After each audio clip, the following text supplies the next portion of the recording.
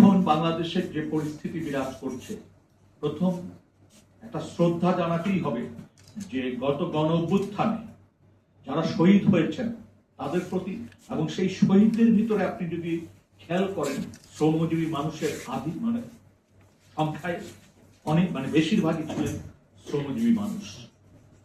তার মানে বাংলাদেশের আন্দোলনে সেই 60-এর দশক বলেন বা 50-এর দশক থেকে শুরু করে আজ অবধি যত আন্দোলন হয়েছে, সেই আন্দোলনের বাঁধ ধরার ক্ষেত্রে বাংলাদেশের শ্রমিকরাই হচ্ছে মহান দায়িত্ব পালন করে এবং তাদের সবচেয়ে প্রিয় নিজের জীবন সেটা বিলিয়ে দেয়।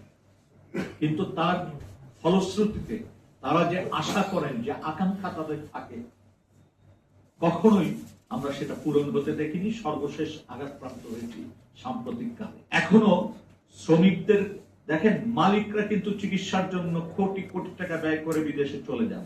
একজন শ্রমিক ঢাকা মেডিকেলেও চিকিৎসার সুযোগ নিতে পারেন না, কর্তৃপক্ষ সেই সুযোগ দেন না। ব্যক্তিগতভাবে কেউ চেষ্টা করলে সেই সুযোগও বর্তমান যে সমাজ সেবা ব্যবস্থা সেটা পান না। তারপরে শ্রমিকদের সবচেয়ে জরুরি যে বিষয়টি, পাঞ্জাবের জগতে একটি বিশ্বস্ত নাম শাবাব এথনিক ওয়্যার। শ্রমিক অঙ্গনে তার নিরাপদ অবস্থান, তার কাজের ক্ষেত্রে নিরাপত্তা, কাজের ক্ষেত্রে নিরাপদ ব্যবস্থা, এই জায়গাটিতে যে কত দুর্বলতা তার বড় প্রমাণ হচ্ছে আমরা যদি গত 20 বছর খেয়াল করি, তাহলে আমরা দেখবো বিল্ডিং ধস হয়ে হাজার হাজার শ্রমিকের মৃত্যু, আমরা দেখবো আগুন লেগে শত শত শ্রমিকের মৃত্যু, আমরা দেখবো নানান ধরনের কলকারখানার দুর্ঘটনায় শ্রমিকের মৃত্যু।